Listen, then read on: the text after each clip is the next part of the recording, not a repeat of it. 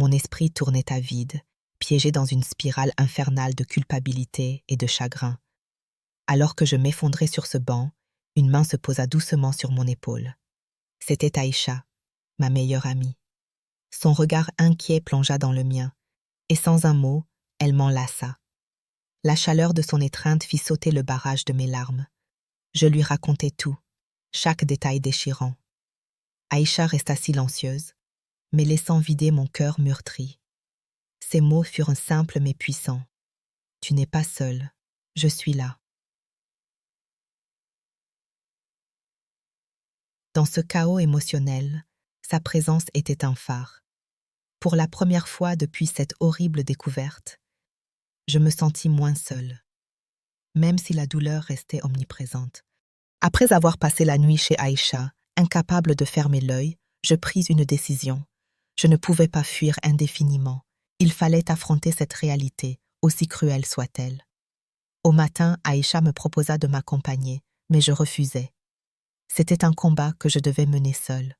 Je retournai chez moi, les jambes flageolantes, la gorge nouée. En poussant la porte, je trouvai ma mère assise dans le salon, les yeux rougis par les larmes. Elle se leva en me voyant, mais je levai la main pour l'empêcher d'approcher. « Ne bouge pas », lançai-je d'une voix rauque. Mon mari apparut derrière elle, visiblement dévasté. Je les fixais tous les deux, mes poings serrés, luttant contre les tremblements de colère. « Pourquoi ?» demandai-je encore, la voix brisée. Ma mère se mit à pleurer, incapable de parler, tandis que mon mari murmurait un faible « Pardon ». Je sentais la rage monter, brûlante et impitoyable. « Vous vous rendez compte de ce que vous avez fait ?»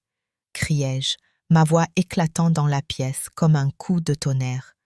Ma mère tenta d'expliquer, évoquant une solitude profonde, un besoin d'affection que mon mari avait comblé. Ces mots n'avaient aucun sens pour moi. La douleur était trop vive, trop brutale pour accepter une quelconque justification. Je ne pouvais plus supporter leur présence. « Sortez de chez moi », leur ordonnai-je, la voix tremblante mais ferme.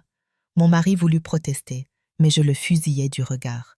« Vous avez tout détruit, allez-vous-en. » Lentement, ils ramassèrent quelques affaires, et je les regardais quitter la maison, le cœur lourd mais déterminé.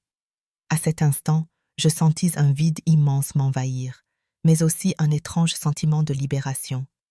J'étais brisée, certes, mais en les chassant, j'avais repris le contrôle de mon espace, de ma vie.